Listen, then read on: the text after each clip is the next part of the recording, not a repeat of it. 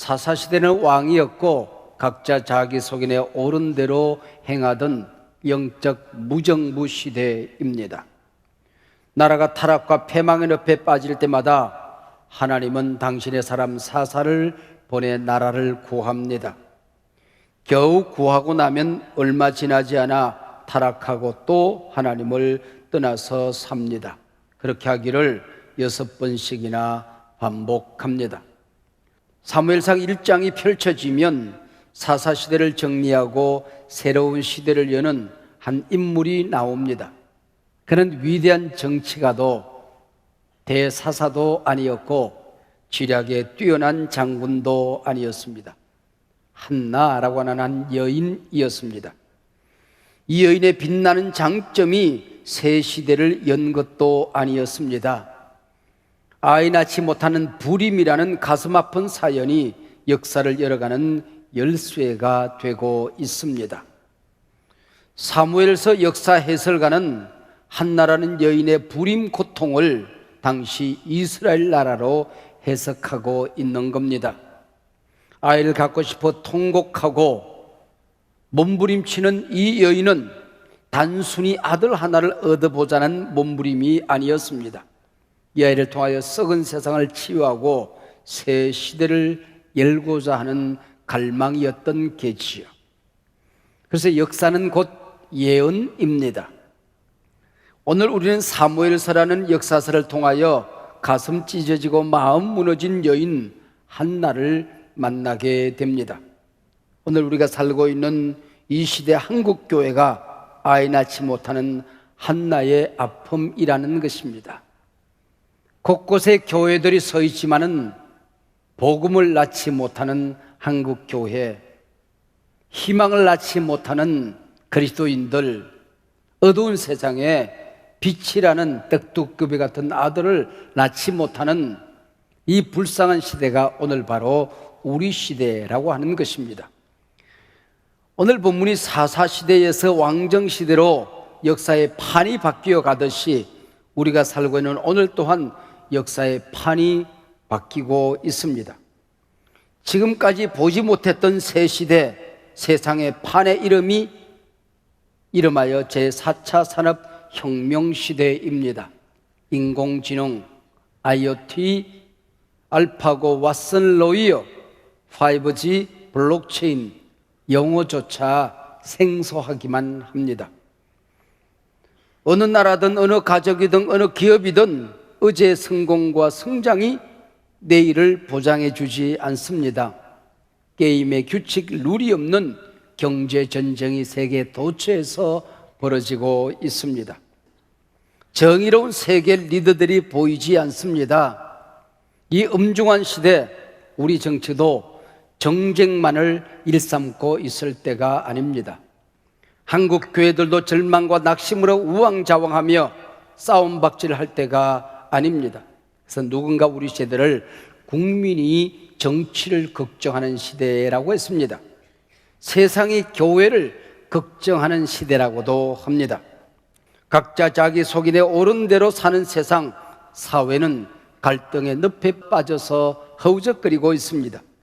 교회는 엘리 제사장처럼 눈이 멀어 미래를 보지 못하고 예언자의 능력을 상실해 갑니다.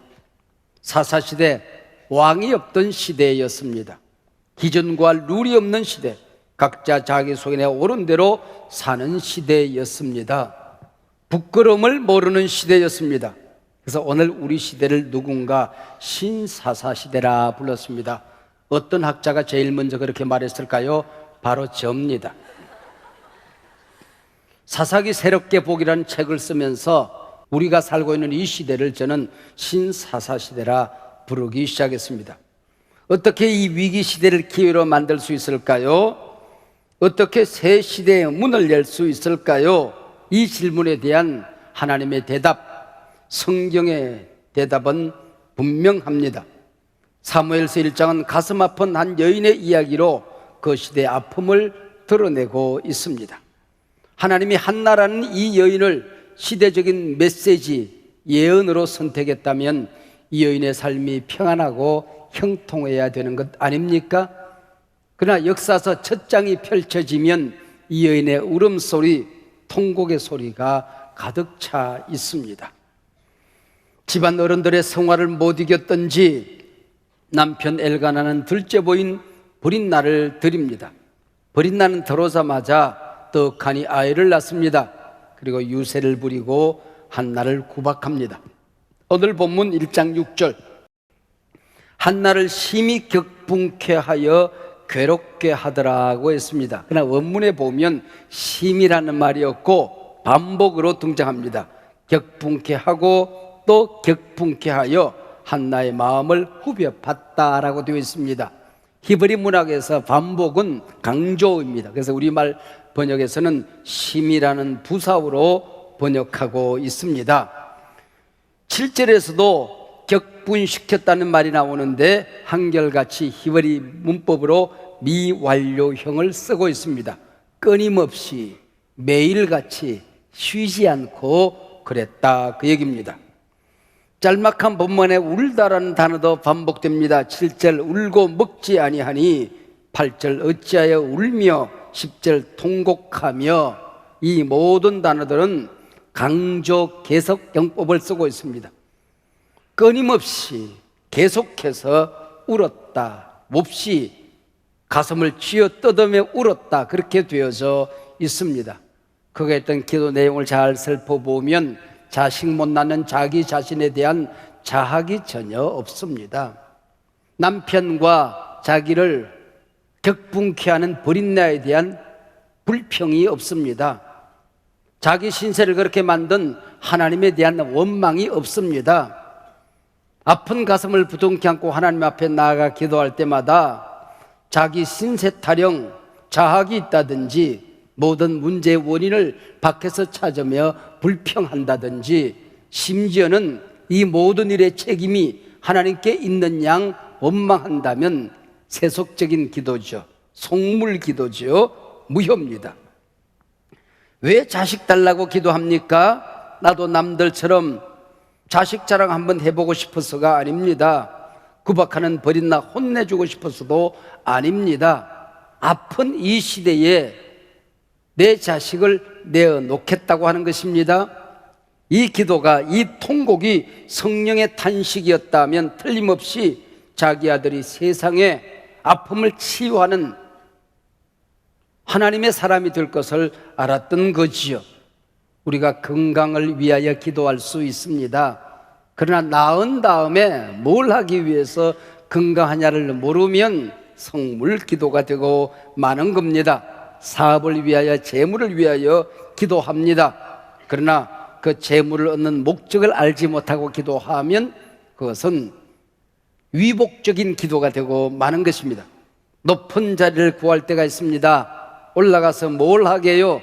그걸 모르면 어리석은 기도가 되고 마는 것입니다.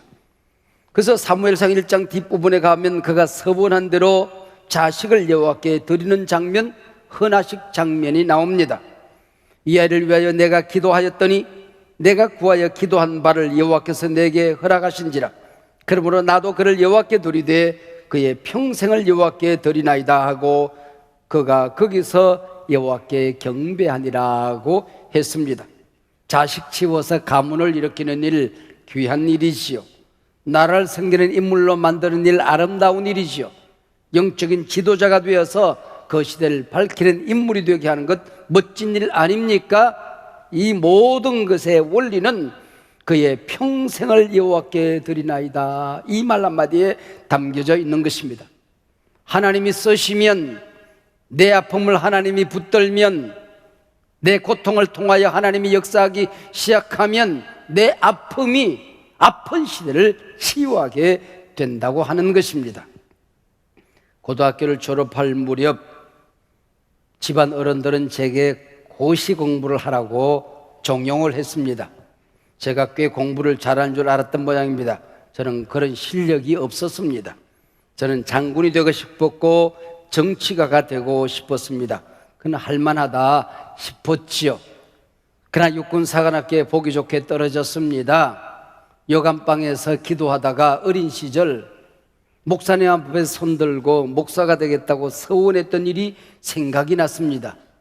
그래서 집으로 달려왔습니다. 어머니에게, 어머니, 제가 보기 좋게 떨어졌습니다. 일반 대학 가는 것도 포기하고 신학대학에 입학하겠습니다. 그랬더니 내 어머니가 벌쩍 뛰시더라고요. 어떻게 그렇게 기특한 생각을 다 했냐고. 어머님이 무릎 꿇으라 그러시더니 성경책을 가져오셨어요. 성경책 펼치고 여기 손 얹어라. 그리고 손을 얹었습니다. 어머님의 기도 내용 지금도 생생하게 기도합니다. 이 여종이 기도만 했는데 하나님께서 친히 우리 아들에게 말씀을 하셨군요. 이제 이 아들을 하나님께 바칩니다. 오늘부터 이 아들은 내 아들이 아닙니다. 이 아들을 통하여 어떤 기도도 포기합니다. 주의 종인 줄 알고 하나님께 바칩니다 하는 헌화식 기도였습니다. 그리고는 집안 걱정하지 말아라. 빚이 있어도 엄마가 다 알아서 한다. 너는 기도만 해라. 하나님만 생각해라. 공부만 해라. 말씀을 하셨습니다. 나는 나의 약점까지도 하나님이 지금 쓰고 있는 것은 내 어머니의 이 기도 때문이었다. 그렇게 저는 믿고 있는 겁니다. 하나님께서 아들 하나를 주시면 이 아들을 여호와께 드려서 하나님이 마음껏 쓰시도록 하겠다는 서원이 참 재미있게 기록되어져 있습니다. 오늘 본문 1장 11절, 아들 주시면 여호와께 드리겠습니다. 주시면 드리겠다. 다른 말로 번역되어 있지만 히브리 말에서는 나탄, 하나님이 주시면 하나님께 드리겠다, 주겠다, 그렇게 표현되어져 있습니다. 흥정하거나 조건을 다는 게 아닙니다.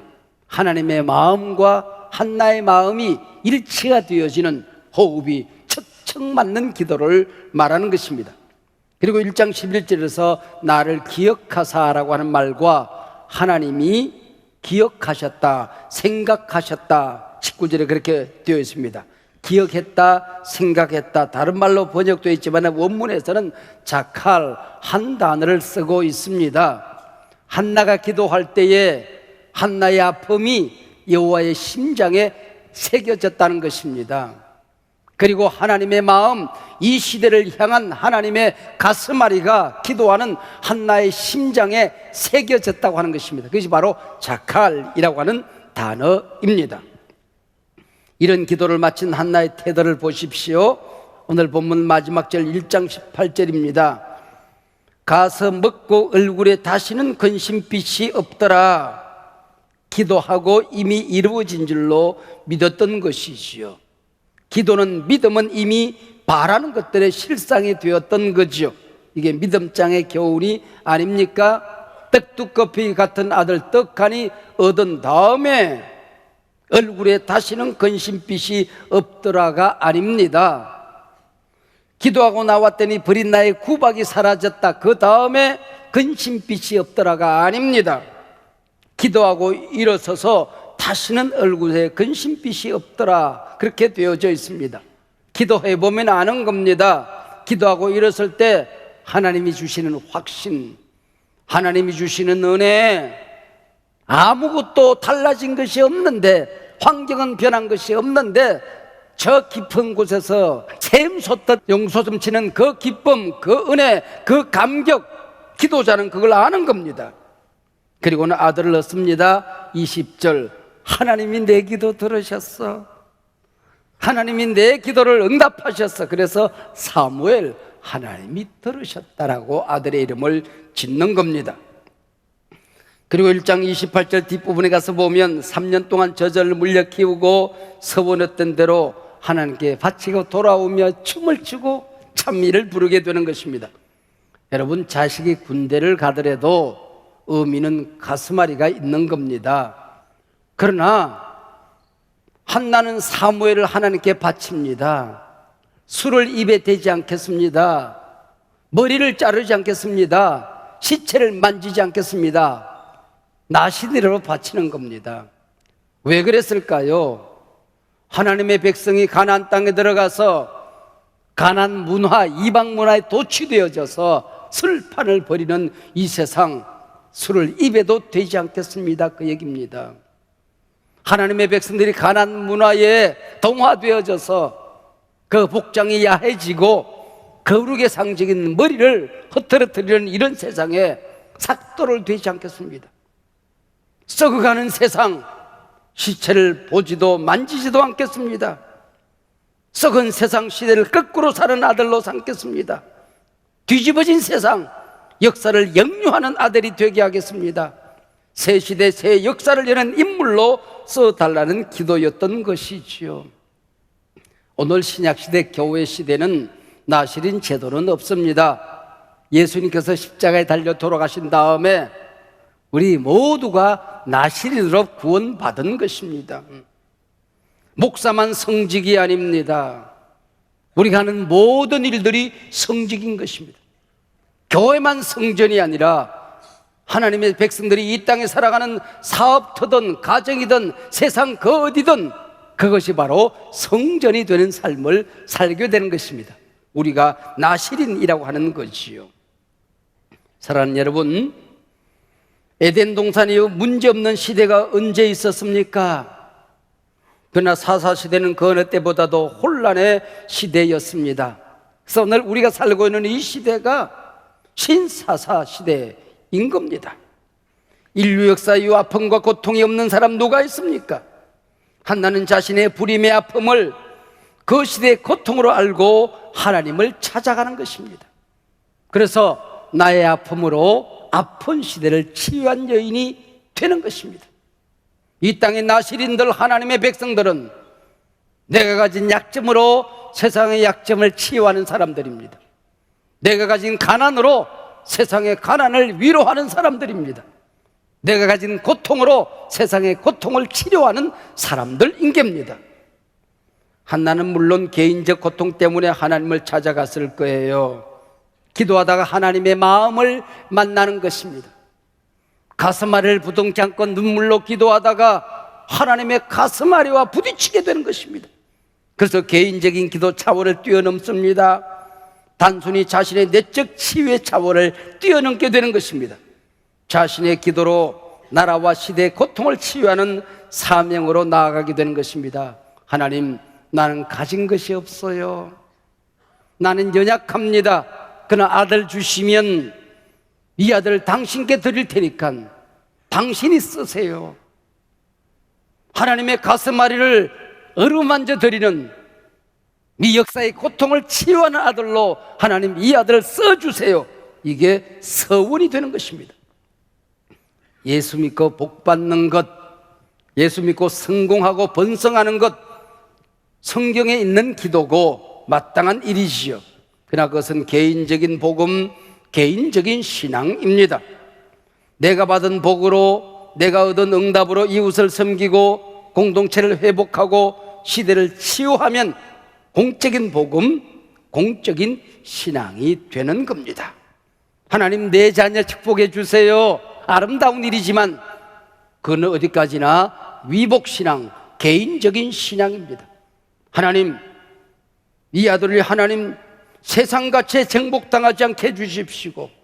약속의 아들, 거룩한 백성으로 살게 해주십시오.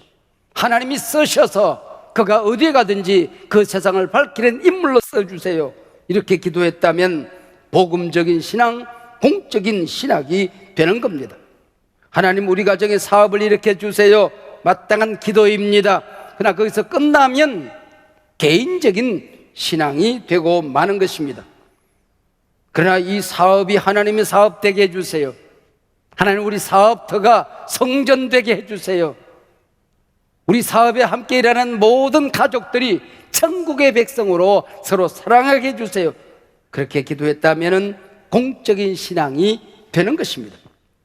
하나님, 우리 교회를 부흥케 하사 성도들이 드릴 마땅한 기도지요. 그러나 우리 교회 부흥과 성장이, 우리 교회 예배와 사역이 우리만의 행복이 아니라 한국교회 치유의 자리가 되게 하여 주시옵소서. 한국교회를 섬기는 교회가 되게 해 주시옵소서. 기도했다면 공적인 신앙, 공공의 복음이 되는 것입니다. 세상을 살리고 치유하던 생명의 복음이 유럽으로 들어가 문화가 되었습니다. 기독교가 미국에 들어가 기업이 되었습니다. 그 기독교 한국에 들어와 문화와 기업을 뛰어넘어 위복신앙, 번영신학이 되었습니다. 이 나라가 가난했던 시절 한 사람 한 사람 우리가 복받는 복음은 충분히 전도 메시지가 되었습니다. 그러나 이제 한국교회는 어린아이가 아닙니다. 참된 복음을 알아야 됩니다. 말씀의 진리를 우리가 깨달아야 되는 것입니다. 세상을 변화시키는 공적인 신앙, 공적인 복음의 능력을 알아야 한단 말입니다. 복음은 나 혼자 누리고 즐기는 마약이 아닙니다. 세상을 치유하는 명약이 되어야 하는 것입니다. 사적 복음, 번영신학, 성공주의에 갇힌 우리 신학의 틀 한계를 이제 깨고 나와야 할 때가 되었습니다. 우리 교회 성공의 경계를 넘어 한국 교회, 우리 사회, 우리 시대 역사의 무대로 나아가야 하는 것입니다. 사회와 세상으로부터 외면당하는 교회가 아니라 세상의 등불을 밝혀내는 공적인 신앙을 알아야 된다는 것입니다. 한나를 보세요. 자신의 부림의 고통으로 사사시대 교회의 희망의 부림, 하나님의 뜻 부림을 치유합니다. 엘리 제사장의 귀가 먹고 눈이 먼 시대를 하나님의 음성을 듣고 하늘문을 여는 시대로 만들어내는 것입니다. 하나님이 들으셨다. 귀먹으리 엘리 시대가 아니라, 눈먼 엘리 시대가 아니라 하나님이 들으시는 시대, 세상의 아픔을 치유하는 시대, 사무엘 시대에 막을 열게 되는 것입니다. 그래서 사무엘서 1장은 통곡으로 시작하여 찬미로 막을 내립니다. 나의 고통이 세상의 찬미로 바뀌어지는 것입니다. 그가 나 여호와께 바친 그 아들 사무엘이 다윗에게 기름을 부어서 왕정 시대를 여는 것입니다. 다윗 왕에게 예수 그리스도가 메시아가 태어나게 되는 것이죠. 사랑하는 여러분, 오늘 우리의 고통이 무엇입니까? 아픈 그 기도 제목이 무엇입니까? 애가로 하나님 앞에 나아갔다가 그가 가는 곳마다 찬가가 울려 퍼져야 한다는 것이 오늘 본문 메시지입니다. 부림의 아픔을 안고 하나님 앞에 나아가서 치유를 만들어내는 사람이 이 땅의 그리스도인들입니다. 나의 아픔이 세상의 고통을 치유하는 사명이 될 때에 그가 진정한 리얼 크리스찬이 되는 것입니다. 보십시오. 한나의 찬미는 100년이라는 세월을 뛰어넘어 마리아의 찬가로 바뀌어집니다. 한나의 찬미는 마리아의 찬가와 어쩌면 그렇게 내용이 같은지요. 한나의 찬미로 사무엘이 왔다. 마리아의 찬미로 예수 그리스도가 오셨다는 얘기입니다. 이것이 사무엘서의 메시지입니다. 우리 아픔으로 아픈 시대를 치유하는 신비가 복음이요 공적인 신앙입니다. 오늘 당신의 아픔은 절망으로 끝나서는 안 됩니다. 넋두리로 번져가서는 안 됩니다. 한숨으로 맞춰져서는 안 됩니다. 아픈 세상을 치유하는 명약이 되고 사명이 되고 능력이 되어야 하는 것입니다. 이제 한국 교회, 세상의 조롱거리가 아니라 비난거리가 아니라 신학의 개혁이 일어나야 합니다.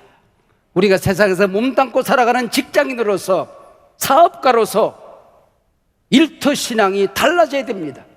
일하는 목적이 달라져야 됩니다. 기업의 철학이 달라져야 하는 것입니다. 기도할 때마다 위복적인 신앙, 기독교가 아니라도 어디에 있는 무당 푸닥거리에도 있는 위복적인 기도가 아니라 바로 공적인 기도, 공공의 능력이 우리 기도에서 나타나야 하는 것입니다. 우리 가정 한쪽 모퉁이에서라도 빛이 되고 복음의 능력이 되는 우리 귀한 그리스도로 살아가라. 오늘 역사서의 첫 장이 열려지면 우리에게 웅변처럼 말씀합니다. 나의 아픔으로 아픈 시대를 함께 치유해 가십시다.